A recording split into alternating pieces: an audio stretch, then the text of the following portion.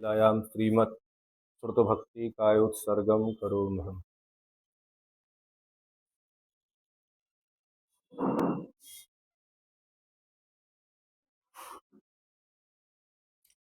ओकारं बिन्दुसंयुक्तं नित्यं ध्यायन्ति योगिनः कामदं मोक्षदं च ओकाराय नमो नमः। अविरल शब्द घनुग्गा प्रक्षालित सकल भूतल मल कलंका मुनिभरोपासित तीर्था सरस्वती हरत नो दुर्तान् अज्ञान तिमरान ध्यानां ज्ञानांजन शलाकया चक्षुरुन्मीलितमेन तस्मै श्री गुरुवे नमः। परम गुरुभे नमः। परम्पराचार्य गुरुभे नमः। सकल कलश विध्वंसकं श्रेयशां परिवर्धकं धर्म संबंधकं भक्तजीव मनः प्रतिबोधकारकामदं शास्त्रं श्री तत्त्वार्थमंजूषा जी नामधेयम्।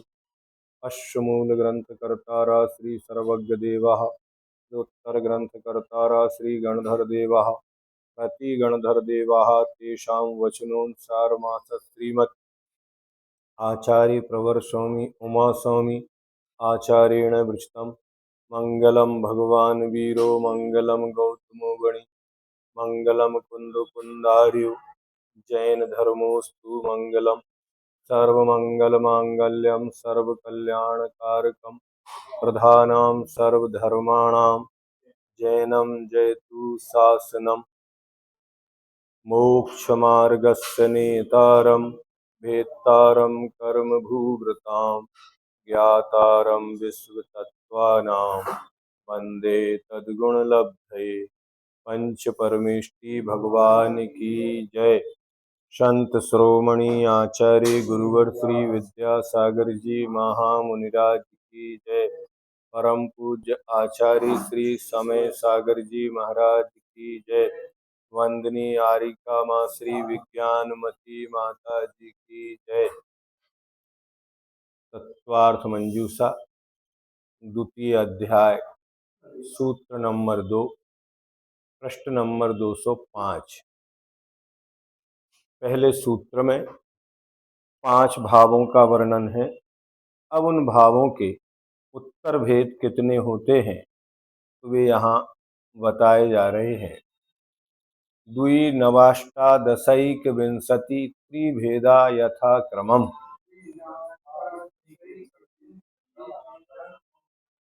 द्विनवाष्टादशैकविंशति त्रिभेदा यथा क्रमम्।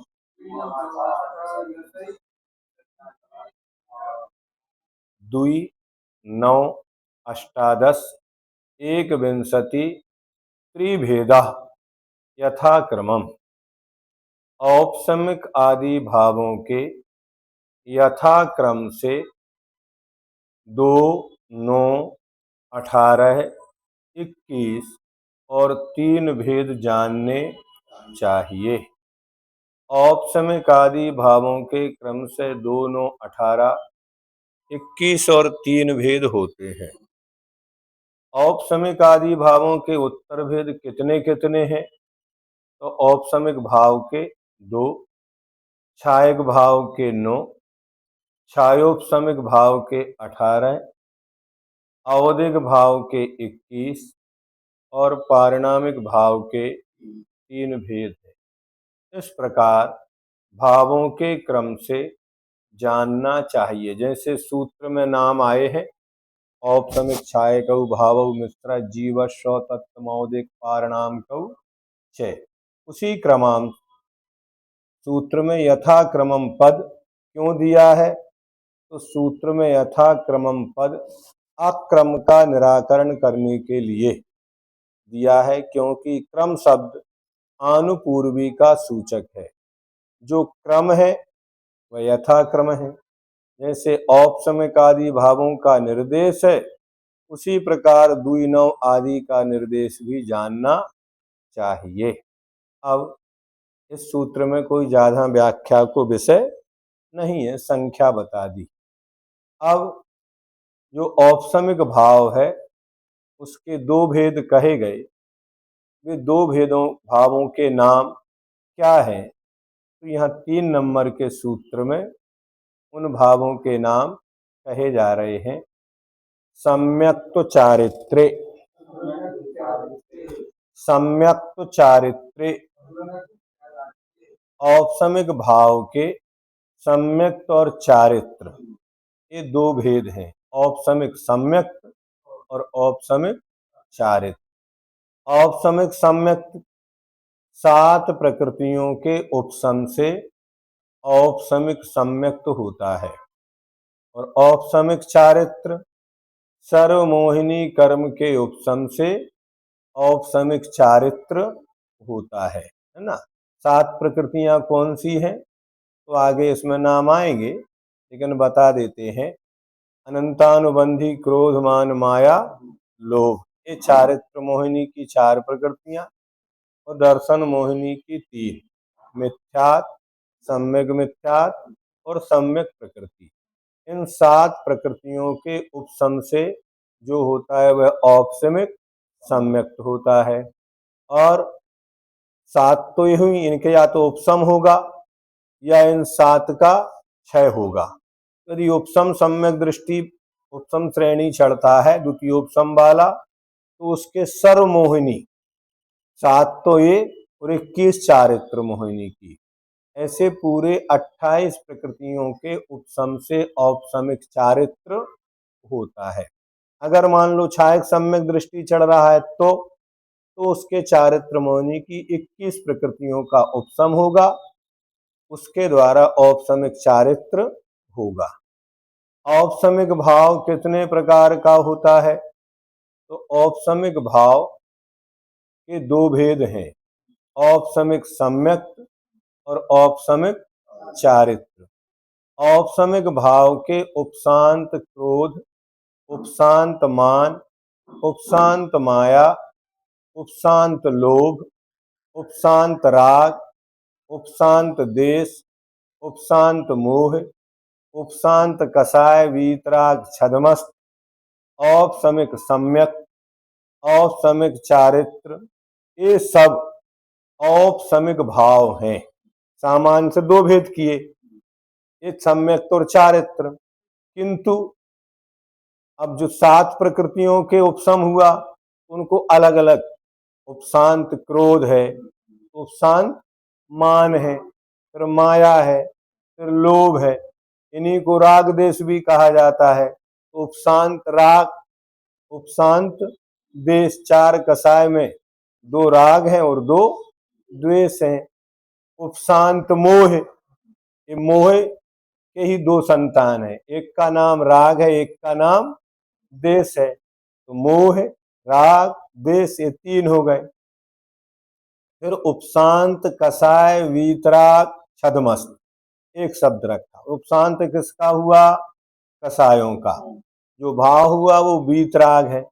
छद्मस्त माने इंद्रिय ज्ञान के साथ है, तो एक साथ शब्द बना, उपशांत कषाय वीतराग छद्मस्त। ये कौन से गुण स्थान में होता है, तो 11वें गुण स्थान का है, 12वें, हाँ 12वें मत बोलना, हाँ हाँ 11वें में उपशांत कषाय वीतराग छद्मस्त, है ना। वीतराग इसलिए है कि मोहिनी कर्म का पूरा कषाय का उपशम हो गया, लेकिन केवल ज्ञान अभी नहीं हुआ, इसलिए छद्मस्त है। औपसमिक सम्यक्त, औपसमिक चारित्र, ये सब औपसमिक भाव हैं। ये पूर्वोक्त भाव और दूसरे भी अपूर्वकरण, अनुवृत्तिकरण, सूक्ष्म सांप्राय और उपशांत कषाय गुण स्थानों में प्रत्येक समय में उत्पन्न होने वाले जो जीव के भाव हैं वे सब औपसमिक भाव जीव भाव हैं। क्या वे सब औपसमिक जीव भाव हैं? क्या अभी तो अपन 2 ही मान रहे थे कि औपसमिक भाव के 2 भेद, कौन कौन से, सम्यक्त और चारित्र, लेकिन यहाँ तो पूरी लिस्ट अपने को प्राप्त हो गई है ना। जितने भी भाव उस उपसम श्रेणी में 8वें से गुणस्थान तक होते हैं वे सब उपसम भाव है, क्योंकि एक साथ तो करते नहीं है, एक एक कर्म का उपसम होता जाएगा, तो एक एक भाव प्रकट होता जाएगा। औपसमिक सम्यक्त किसे कहते हैं? दर्शन मोहिनी के उपसम से, कीचड़ के नीचे बैठ जाने से, निर्मल जल के समान पदार्थों का जो निर्मल श्रद्धान होता है वह उपसम सम्यक दर्शन है। कीचड़ नीचे बैठ गई है ना, तो उस पानी को पिया जा सकता है। ठीक है, ऐसे ही जो कर्म थे उन कर्मों का उपशमन हो गया, उससे जो भाव व्यक्त हुआ, उस प्रकट हुआ, उसको उपसम सम्यक दर्शन कहते। अनंतानुबंधी चार और दर्शन मोहिनी की तीन प्रकृतियों के उपसम से औपसमिक सम्यक होता है। प्रथम अर्थात औपसमिक सम्यक दर्शन उस जलधारा के समान होता है जिसमें कीचड़ नीचे बैठ भर गया है, अभी कहीं गया नहीं है, नहीं समझे ना, मात्र बैठ गया है बस। जैसे कृष्ण सारथी बन गए अर्जुन के, लेकिन उन्होंने शस्त्र नहीं उठाने की प्रतिज्ञा कर ली। क्या? कृष्ण तो है, लेकिन शस्त्र क्या किया? नहीं उठाएंगे। तो ऐसे ही कीचड़ थी पानी में, वो कहाँ बैठ गई? नीचे बैठ गई, है ना। लेकिन जब कुछ समय आया, उन्होंने क्या किया? शस्त्र तो नहीं उठाया, रथ का पहिया उठा लिया। क्या उठा लिया? रथ का पहिया। हमने शस्त्र नहीं उठाने की प्रतिज्ञा ली है, ये कोई शस्त्र है क्या? नहीं है। तो ऐसे ही वो कीचड़ कह रही हम नीचे बैठे हैं, अगर तुमने पानी को हिलाया हम ऊपर आ जाएंगे, अभी हम गए नहीं है। क्या? ऐसे ही कृष्ण कह रहे हैं कि अभी हमारे हाथों में कोई ताकत थोड़ी चली गई, शस्त्र नहीं उठाने का हमने लिया है। हम किसी भी वृक्ष को उखाड़ कर भी उसको शस्त्र, ये शस्त्र है क्या? कौन से शास्त्र में लिखा है कि रथ का पहिया शस्त्र होता है? नहीं, है ना। तो ऐसे ही वो प्रकृतियां बैठी हैं, वो कहती हैं जैसे ही हमारा काल पूरा होगा, हमारी प्रतिज्ञा समाप्त, हम बाहर आ जाएंगे। और काल पूरा होने के पहले भी अगर तुमने पानी को हिला दिया तो भी कीचड़ ऊपर आ जाएगी, है ना। तो पूर्वोक्त दर्शन मोहिनी की सात प्रकृतियों के उपसम से उपसम सम्यक दर्शन होता है। ये छायक जैसा ही निर्मल व संदेह रहित होता। पानी तो उतना ही निर्मल है, क्या?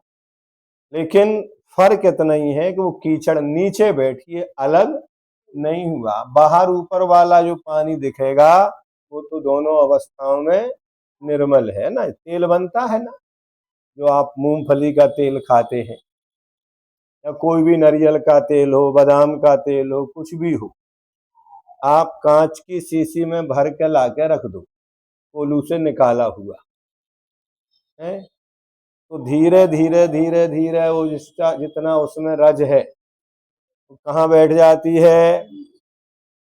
पूरी नीचे जमीन पर बैठ जाएगी। इसी का नाम, अकेले जल में ही नहीं घटता, तेल में भी घटाओ। क्या? तेल में भी उसमें जितना भी डस्ट रज होती है वो कहाँ बैठती है? सब नीचे। उससे बड़ा कोई फिल्टर नहीं। कपड़े में छानने में तो एक बार निकल जाएगी, पानी कीचड़ कपड़े के में निकलेगी कि नहीं निकलेगी? ऐसे ही तेल में कीचड़ साथ में जाएगी नहीं जाएगी? लेकिन उसको रख दो तो पानी उपशमन हो गया, तेल भी उपशमित हो जाता है। ऐसे ही क्रोध आदि कसाय हैं, ये भी अगर कोई शांति से बैठ जाए, कोई प्रतिक्रिया ना करे, दौड़ भाग ना करे, तो क्या होगा? कसाय शांत होती क्या नहीं होती? उपशमित हो जाती है। उपशम सम्यक्त के होने पर जीव के सत्यार्थ देव में अनन्य भक्ति भाव। अब इसका फल क्या होता है? कितनी चीजें होती हैं। सबसे पहले सत्यार्थ देव में अनन्य विषयों से विराग, तत्वों की श्रद्धान और विविध मिथ्या दृष्टियों में असमोह प्रकट होता है। क्या वो किसी से फिर प्रभावित नहीं होते। इसे छायक सम्यक्त से कुछ भी कम नहीं जानना चाहिए। जिस प्रकार पंख आदि जनित कालुष्य के प्रशांत होने पर जल निर्मल हो जाता है। पंख माने कीचड़ आदि से और भी जो भी गंदगी हो वो सब, उसी प्रकार दर्शन मोह के उदय के उपशांत होने पर जो सत्यार्थ श्रद्धान उत्पन्न होता है उसे उपशम सम्यक कहते हैं। उपशम सम्यक दृष्टि किन किन गुण स्थानों में होते हैं? तो उपशम सम्यक दृष्टि जीव असंयत सम्यक दृष्टि से लेकर माने चौथे गुण स्थान से उपशांत कसाय वीतराग छदमस्त नामक 11वें गुण स्थान तक होते हैं। उपशम सम्यक दर्शन कितने प्रकार का है? तो उपशम सम्यक दर्शन दो प्रकार का होता है। प्रथमोपशम सम्यक और द्वितीयोपशम सम्यक। प्रथमोपशम सम्यक तो किस प्रकार होता है? तो प्रथमोपशम सम्यक दर्शन के पूर्व 5 लब्धियां होती हैं। जो सम्यक दर्शन की बार बार अपन चर्चा करते, इसको अच्छे से पढ़ो तो अपने सम्यक दर्शन की सारी जिज्ञासाएं इसमें समाधान को प्राप्त होंगी। तो प्रथमोपशम सम्यक दर्शन के पूर्व क्या होता है? 5 लब्धियां होती हैं। क्षयोपशम लब्धि, विशुद्धि लब्धि, देशना लब्धि, प्रायोग्य लब्धि और करण लब्धि। लब्धि काल, करण, उपदेश, उपशम और प्रायोगिकता रूप भेदों के कारण 5 प्रकार का है। क्या? लब्धि, काल, करण, उपदेश, उपशम और प्रायोगिकता रूप। मतलब लब्धि के भेद हैं 5 प्रकार हैं। काल लब्धि, करण लब्धि, उपदेश लब्धि, उपशम लब्धि और प्रायोग्य लब्धि, है ना? यही लिखा है। 6 उपशम लब्धि, विशुद्धि लब्धि, देशना लब्धि, प्रायोग्य लब्धि और करण लब्धि। इन्हें साथ में कहा। उसी प्रकार यहाँ पर कहो। क्षयोपशम लब्धि, काल लब्धि, करण लब्धि, उपदेश लब्धि, उपशम और प्रायोगिकता रूप, ये 5 प्रकार। क्षयोपशम लब्धि किसे कहते हैं? ज्ञान के विनाश का नाम क्षय है। क्या? किसके? कर्मों के विनाश का नाम नहीं। किसके? ज्ञान के विनाश का नाम क्षय है। उस क्षय का उपशम हुआ एक देश क्षय। क्या? ज्ञान के विनाश का नाम क्षय, उस क्षय का उपशम हुआ एक देश क्षय। इस प्रकार ज्ञान के एक देशीय क्षय की क्षयोपशम संज्ञा मानी जा सकती है। ऐसा क्षयोपशम होने पर जो ज्ञान या अज्ञान उत्पन्न होता है उसी को क्षयोपशमिक लब्धि कहते हैं। उद हाँ सुनिए। ज्ञान का विनाश होना, इसको क्या बोलेंगे? क्षय। जब ज्ञान का विनाश नहीं हो रहा है तो क्या हो गया?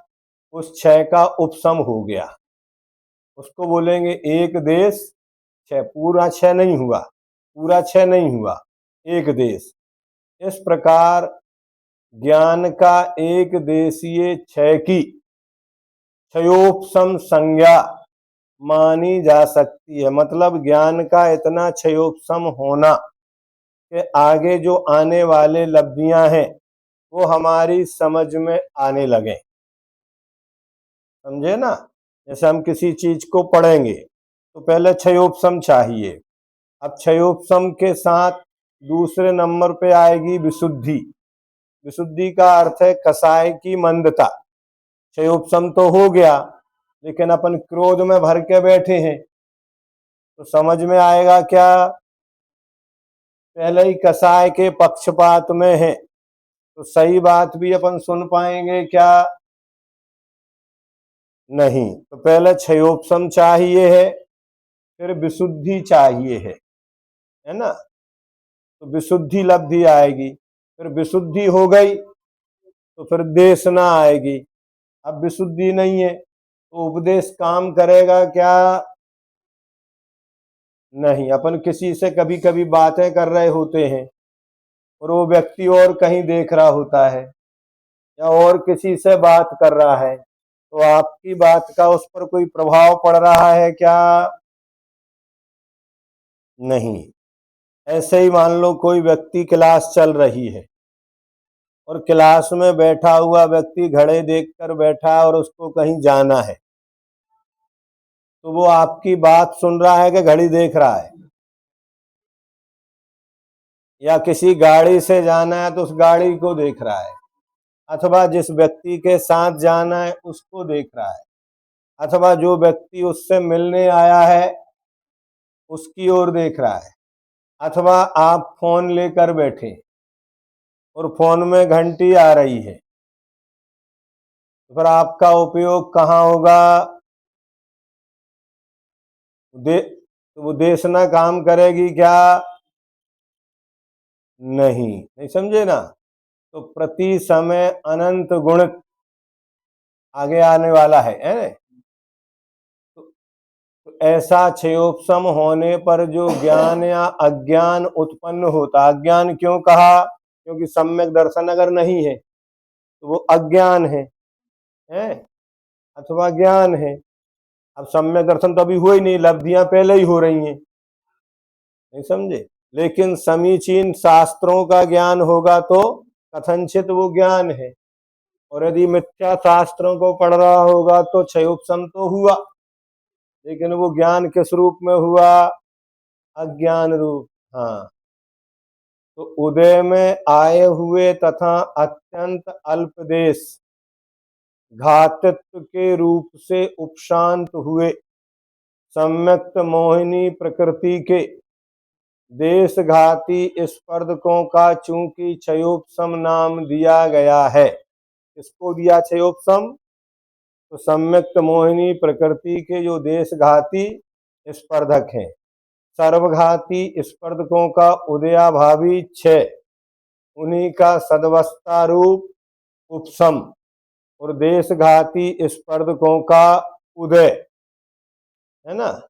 तो इसका क्या नाम दिया? क्षयोपशम। इसलिए उस क्षयोपशम से उत्पन्न जीव परिणाम को क्षयोपशम लब्धि कहते हैं।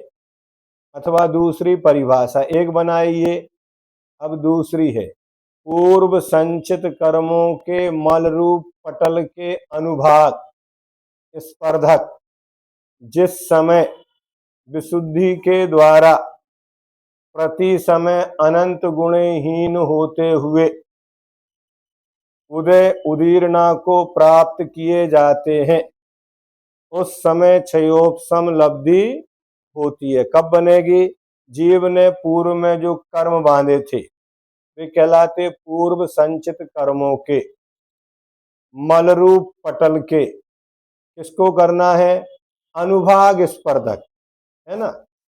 जो अनुभाग फल देने की शक्ति, स्थिति और अनुभाग। तो उन अनुभाग स्पर्धक जिस समय विशुद्धि के द्वारा किससे कम हो रहे हैं, वो अनुभाग स्पर्धकों को जीव अपने परिणामों की विशुद्धि के द्वारा प्रति समय, क्या जो वर्तमान में उदय में आएंगे अगले समय में उससे कम, अगले समय में उससे और कम, अगले समय में उससे और कम। जैसे हम पढ़ते लिखते हैं तो पहले दिन पढ़ाई करते हैं तो कम समझ में आता है, दूसरे दिन और आने लगता है, तीसरे दिन और अच्छा आता है। तो क्या हो रहा है, प्रति समय हमारे अनंत गुणहीन होते हुए, कौन, वो ज्ञानावरणादि कर्म जो उदय में थे,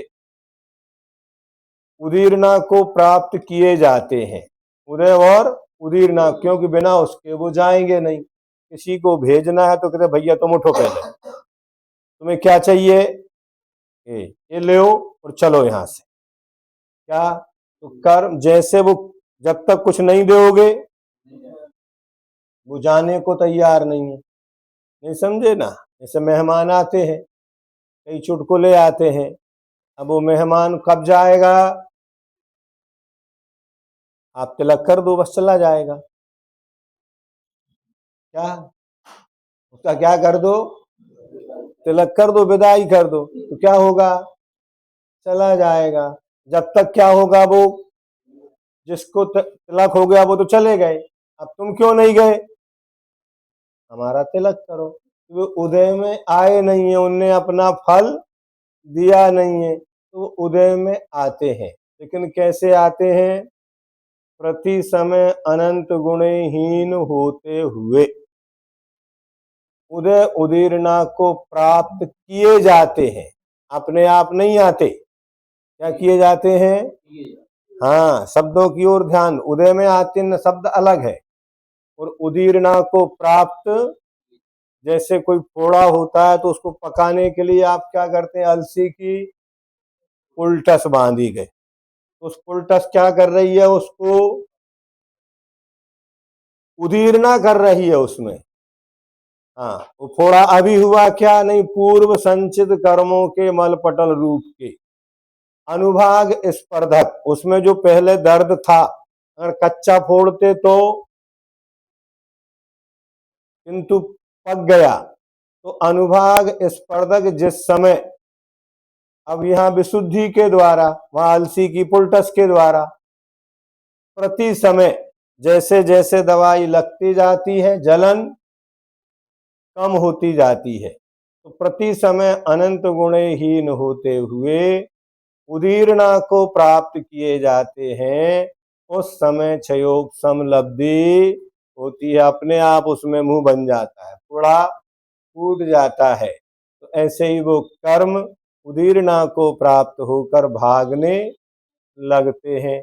अब विशुद्धि लब्धि किसे कहते हैं, प्रति समय अनंत गुणहीन क्रम से उदीरित अनुभाग स्पर्धकों से उत्पन्न हुआ साता आदि शुभ कर्मों के बंध का निमित्त भूत और असाता आदि शुभ कर्म अशुभ कर्मों के बंध का विरोधी जो जीव का परिणाम है, उसे विशुद्ध कहते हैं। उसकी प्राप्ति का नाम विशुद्धि लब्धि है। जो कर्म थे वो प्रति समय अनंत गुणहीन क्रम से उदीरित होकर जाने रहे हैं। अब उनके जाने से साता आदि कर्मों के बंध के निमित्त भूत और असाता आदि अशुभ कर्मों के बंध का विरोधी, दोनों एक ही है। साता आदि का बंध कहो या असाता आदि के विरोधी, एक जीव का ही परिणाम है। एक ही परिणाम से जो जीव का परिणाम है उसे विशुद्धि नहीं, उसे क्या कहते हैं, विशुद्ध कहते हैं।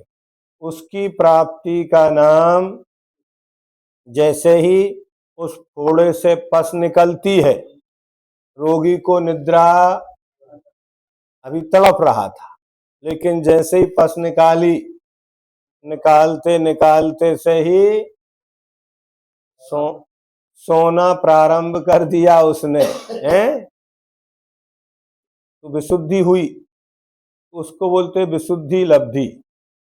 क्षयोपशम लब्धि से उत्पन्न जीव के जो परिणाम साता आदि प्रशस्त प्रकृतियों के बंध के कारणभूत हैं, वे विशुद्ध परिणाम विशुद्धि लब्धि है।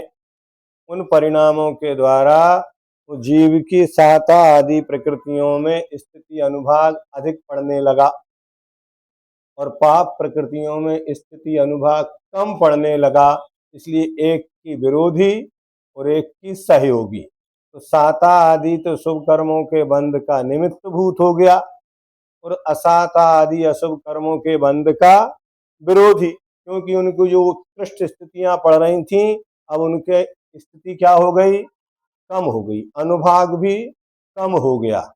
एक इसके द्वारा होता है, तो कसाय की मंदता का नाम विशुद्धि है। यहाँ पर अगर कसाय की तीव्रता होगी तो पुण्य प्रकृतियों में स्थिति अनुभाग कम पड़ता है और पाप प्रकृतियों में अधिक पड़ता है। लेकिन जब कसाय मंद होने लगती हैं तो फिर पुण्य प्रकृतियों में स्थिति अनुभाग अधिक और पाप प्रकृतियों में स्थिति अनुभाग कम। तो इनकी क्वालिटियों को बोलते पर अनंतानुबंधी, अप्रत्यक्षान, प्रत्यक्षान और संजुलन। अनंतानुबंधी तीव्र कहलाती है, ये समझे ना, और अप्रत्यक्षान प्रत्यक्षान मंद कहलाती है और संजुलन मंदतर हो जाते। ठीक है ना, तो ऐसा उसको लगाओ। अब देशना लब्धि किसे कहते हैं? क्षयों द्रव्यों और 9 पदार्थों के उपदेश का नाम देशना है, लब्धि नहीं। इसका नाम क्या हुआ? उस देशना से परिणत आचार्य आदि की उपलब्धि और उपदिष्ट अर्थ के ग्रहण, धारण तथा विचारण की शक्ति के समागम को क्या बोलते हैं? देशना लब्धि। 6 द्रव्य और 9 पदार्थों के उपदेश का नाम तो क्या हुआ? देशना। अब उस देशना से परिणत सहित जो आचार्य हैं, आदि से उपाध्याय भी हो सकते हैं, साधु भी हो सकते हैं और कोई विद्वान भी हो सकते हैं।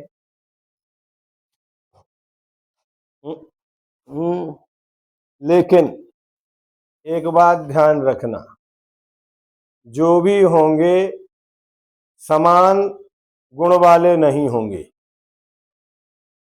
जिसको उपदेश दिया जा रहा है उपदेष्टा उससे अधिक गुण वाला होता है, तब कहीं जाके सूत्र लगता है बंदे अधिकौ पारणाम कौचे।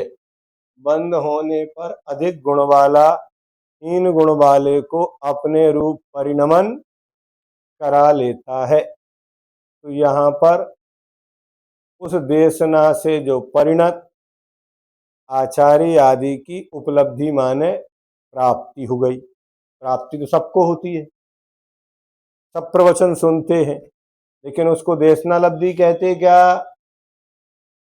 हाँ, सभा में जितने भी जीव हैं सबने उपदेश सुना। अगर उपदेश सुनना ही देशना लब्धि हो जाए तो सभा के प्रत्येक जीव को लब्धि मानी जाएगी। क्या? उपदेश सुनना मात्र देशना लब्धि नहीं है। तो कह रहे हैं उपदिष्ट अर्थ के ग्रहण, धारण तथा विचारण की शक्ति के समागम को देशना लब्धि कहते हैं। तू शब्द करी नरकादि विषय जहाँ उपदेश देने वाला नहीं, तहाँ पूर्व विषय घट्या हुआ तत्वार्थ के संस्कार बलते सम्यक दर्शन की प्राप्ति जाननी। क्या? नरकों में कोई समूसरण सभा नहीं लगती, किसी विद्वान के प्रवचन भी वहां नहीं होते, तो फिर वहां कोई सम्यक दर्शन होता है क्या नहीं होता? तो कह रहे होता है। जहां उपदेश देने वाला नहीं, तहां पूर्वभव विषय घटा हुआ, जैसे अपन अभी पढ़ रहे हैं इस पर्याय में, ये आगे भी काम में आएगा क्या नहीं आएगा? ये घटा हुआ तत्वार्थ के संस्कार के बलते सम्यक दर्शन की प्राप्ति, ये ज्ञान सम्यक दर्शन की प्राप्ति में कारण हो जाएगा। किसके उपदेश से देशनालब्धि हो सकती है? तो सम्यक्त्व का हेतु जिन सूत्र है, और जिन सूत्र को जानने वाले पुरुष को अंतरंग हेतु कहा है, क्योंकि उनको दर्शन मोह के क्षयाधिक है। अज्ञानी की उपासना से, अज्ञान और ज्ञानी की उपासना से इष्टोपदेश में 23 नंबर की कारिका है। अज्ञानोपास्तिरज्ञानम ज्ञानम ज्ञानी समाश्रया ददातु यस्य शास्ति सो प्रसिद्ध मिदम बचा। तो अज्ञानी की उपासना से अज्ञान की, और ज्ञानी की उपासना से ज्ञान की प्राप्ति होती है। जिसने संपूर्ण वस्तु विषय ज्ञान को जान लिया है, वही आगम का व्याख्याता हो सकता है।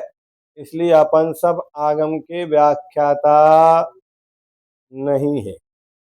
ज्ञान विज्ञान से रहित होने के कारण जिसने स्वयं प्रमाणता को प्राप्त नहीं किया, ऐसे व्याख्याता के वचन प्रमाण रूप नहीं हो सकते। इसलिए वक्ता के प्रमाण से वचन की प्रमाणिकता होती है। इसलिए बार बार कहना पड़ता है, हर कोई उपदेश नहीं दे सकता। क्या उसके उपदेश का प्रभाव नहीं पड़ता? हाँ, जो व्यक्ति स्वयं आचरण करता हुआ उस विषय में उपदेश देता है, तो उसका प्रभाव सबके ऊपर पड़ता है। ज्ञान विज्ञान से रहित होने के कारण जिसने स्वयं प्रमाणता को प्राप्त नहीं किया, ऐसे व्याख्याता के वचन प्रमाण रूप नहीं हो सकते। जो जीव छदमस्त विहित वस्तुओं में व्रत नियम अध्ययन ध्यान दान में रत होता है, वह मोक्ष को प्राप्त नहीं होता, किंतु सातात्मक भाव को प्राप्त होता है। क्या अर्थ हुआ इसका? प्रवचन सार की गाथा है। जिन शास्त्र द्वारा प्रत्यक्ष प्रमाणों से पदार्थों को जानने वाले के नियम से मोह समूह क्षय हो जाता है, इसलिए शास्त्र का सम्यक प्रकार से अध्ययन मनन करना चाहिए। ऊपर वाली गाथा देखना पड़ेगी 256 का। जो जीव छदमस्त विहित वस्तुओं में, छदमस्तों के द्वारा जिनको जाना जाता है, ऐसी वस्तुओं में व्रत नियम अध्ययन ध्यान दान में रत होता है, वह मोक्ष को प्राप्त नहीं होता, किंतु सातात्मक भाव को प्राप्त होता है। इसको देख के बताएंगे हम, है ना। 256 नंबर की प्रवचन सार की गाथा है। प्रायोग लब्धि किसे कहते हैं? सर्व कर्मों की उत्कृष्ट स्थिति और उत्कृष्ट अनुभाग को घात करके अंतः कोड़ा कोड़ी स्थिति में और दो स्थानीय अनुभाग में, स्थिति कितनी बचती है? अंतः कोड़ा कोड़ी। और अनुभाग कौन सा है? क्या छोड़ दिया? पढ़ लिया था। इसको पढ़ने के बाद हमने ऊपर वाला दोबारा पढ़ा था बहन, है ना। ऊपर से फिर हमने नीचे वाला पढ़ लिया। जित हमने पढ़ लिया था, जिन सात द्वारा प्रत्यक्ष प्रमाणों से पदार्थ को जानने वाले के नियम से, हाँ, नियम से मोह समूह क्षय हो जाता है। क्या? जिन प्रमाणों से पदार्थों को जानने वाले के नियम से मोह समूह क्षय हो जाता है, वही देशना देने का पात्र। इसलिए शास्त्र का सम्यक प्रकार से अध्ययन मनन करना चाहिए। नहीं समझे? अपन पढ़ते तो हैं, लेकिन पढ़ने नानस्य फलम उपेक्षा, जिसके द्वारा राग देश की निवृत्ति होती है, वो ज्ञान का फल है। वही देशना देने का अधिकारी होता है। जो व्यक्ति देशना तो देता है, लेकिन उसका पालन खुद नहीं करता, तो उस व्यक्ति को क्या होता है? उसका प्रभाव दूसरों पर नहीं पड़ता। इसलिए आचार्यों के लक्षण में है कि वो पंचाचार स्वयं पालन करते हैं, वो शिष्य गणों से भी पलवाते हैं। आचार्यों को ये प्रतिबंध नहीं है। आचार्य दूसरों से पलवाएं ना पलवाएं, मुनि मुनि स्वयं पालते हैं, लेकिन आचार्यों को स्वयं भी पालना है और दूसरों से भी पलवाना है, तो मोह समुच्चय हो जाता है। नहीं समझे? जो चीजें आप कह रहे हैं, उन वस्तुओं का पहले आपको त्याग करना होता है, तब आपका प्रभाव दूसरों पर पड़ता है। वही देशना का देने का अधिकारी होता है। नारकी को धर्मोपदेश नहीं देता। क्या? इसलिए तीसरे स्वर्ग नरक तक धर्मोपदेश है। किसके द्वारा? देवों के द्वारा। लेकिन देव तीसरे नरक से आगे नहीं जाते, तो आगे फिर सम्यक दर्शन के कारणों में धर्मोपदेश का आगे क्या हो गया? चौथे नरक से अभाव। ऐसा है कि नहीं है? सर्व अप्रायोग लब्धि किसे कहते हैं? तो सर्व कर्मों की उत्कृष्ट स्थिति और उत्कृष्ट अनुभाग को घात करके अंतः कोड़ा कोड़ी स्थिति में और द्वि स्थानीय अनुभाग में अवस्थान करने को प्रायोग लब्धि कहते हैं। कोई जीव है जिसने कर्मों को बांध रखा है, तो उन कर्मों की स्थिति जिस समय उसके अंतः कोड़ा कोड़ी बनने लगे, तो वो उसकी क्या कहलाएगी? स्थिति की अपेक्षा। और अनुभाग में चतुस्थानी की जगह द्विस्थानी। चार स्थान कौन कौन से बताए थे? शैल, अस्थि, दारू और लता। तो दारू और लता ये द्विस्थानी कहलाते हैं।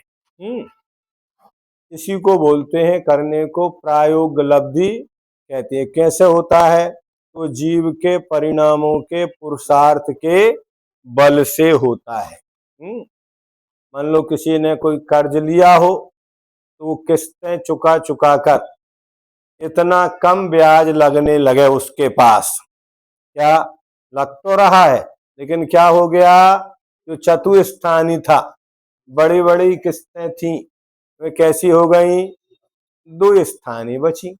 इतना उसने मूलधन को भी चुका दिया। तो ऐसे ही कर्मों के साथ लगाना, इस योग्यता की प्राप्ति प्रायोग लब्धि है।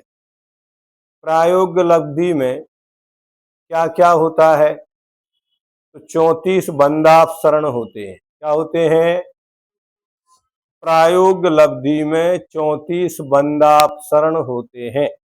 अर्थात 7वें गुणस्थान तक बंधने वाले कर्म एक अंतर मुहूर्त तक बंध से रुक जाते हैं, उनको बोलते हैं बंधापसरण है। जैसे कभी कोई राष्ट्रपति अथवा प्रधानमंत्री अथवा कोई विदेशी अतिथि आ रहा होता है, तो उस समय जहां उसकी फ्लाइट लैंड होती है वहां से लेकर और जहां विश्राम गृह में उनको रुकवाना है वहां तक के सभी रास्तों को बंद कर दिया जाता है बैरिकेड लगा के। इसी का नाम है बंधापसरण। क्या करना?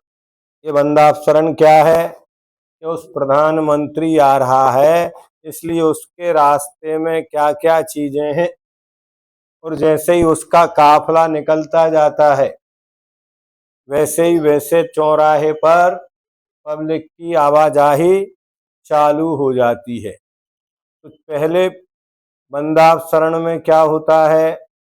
प्रथम स्थान में नरकायु। किसकी बंद रुक गया?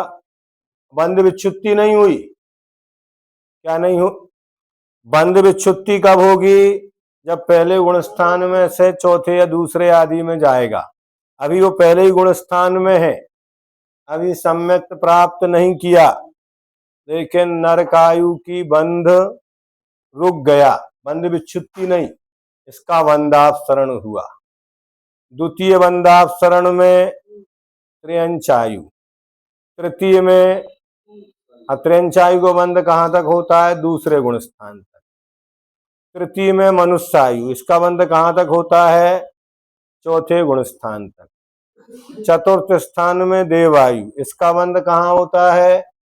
7वें गुण स्थान तक। तो पहले से लेकर 7वें तक के। 5वें में नरक गति, नरक गत्यानुपूर्वी। छठे में सूक्ष्म अपर्याप्त साधारण। सूक्ष्म अपर्याप्त और साधारण, ये 3 प्रकृतियां। 7वें में संयोग रूप सूक्ष्म अपर्याप्त और प्रत्येक। 8वां संयोग रूप वादर अपर्याप्त साधारण। 9वें में संयोग रूप बादर अपर्याप्त और प्रत्येक। 10वां संयोग रूप बेइंद्रिय जाति अपर्याप्त। 11वां संयोग रूप तेन्द्रिय अपर्याप्त। संयोग रूप चतुरिंद्रिय और अपर्याप्त, यहां 2 मिल गया, वहां संयोग है। संयोग रूप असंगी 13वें में, संयोग रूप असंगी पंचेंद्रिय और अपर्याप्त, इनका बंध रुक जाएगा। 14वें में संयोग रूप संगी पंचेंद्रिय पर्याप्त तक।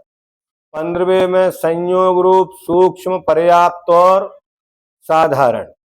16वें में संयोग रूप सूक्ष्म पर्याप्त और प्रत्येक। 17वें में संयोग रूप बादर पर्याप्त साधारण।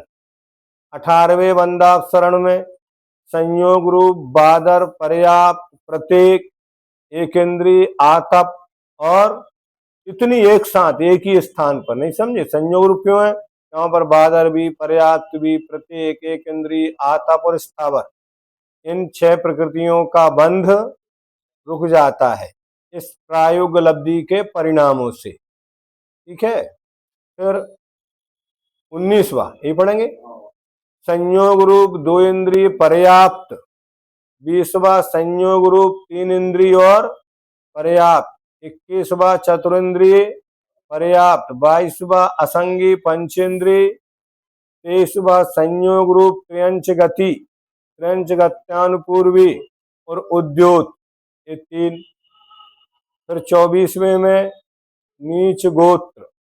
25वें में संयोग रूप अप्रशस्त, व्याहु गति, दुर्वग, दुस्वर और अनादि। 26 में हुंडक संस्थान, त्रिपाटिका सहनन। 27 में नपुंसक भेद। 28 में वामन संस्थान और कीलित संस्थान। 29 में कुब्जुक संस्थान। अर्धनारज संस्थान सहनन। हाँ, इस पहले वाले में भी सहनन और इसमें भी सहनन। 30 नंबर में स्त्री वेद। 31 में स्वाति संस्थान और नाराज सहनन।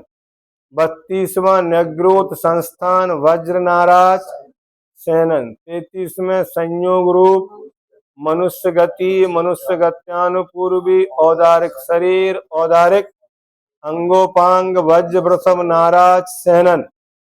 संयोग रूप अस्थिर अशुभ अयस्कीर्ति अरति शोक असाता वेदनी की बंद विच्छुत्ति, ये कहलाते हैं 34 बंदाप शरण। कितनी देर के लिए? एक अंतर मुहूर्त के लिए, जब तक इनके लब्धियों का काल चल रहा है, सम्यक दर्शन की प्राप्ति के काल में। आज इतना ही है। कितना है देखिए, थोड़ा सा है। करण लब्धि किसे कहते हैं?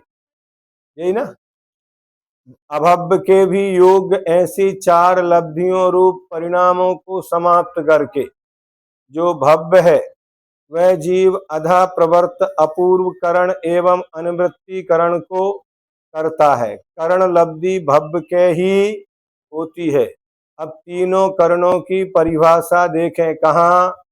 तत्वार सूत्र के 9वें अध्याय के पहले सूत्र में। ठीक है, अब इतना ही आज रखो, ताकि अपन इसको जावानी के ज्ञान के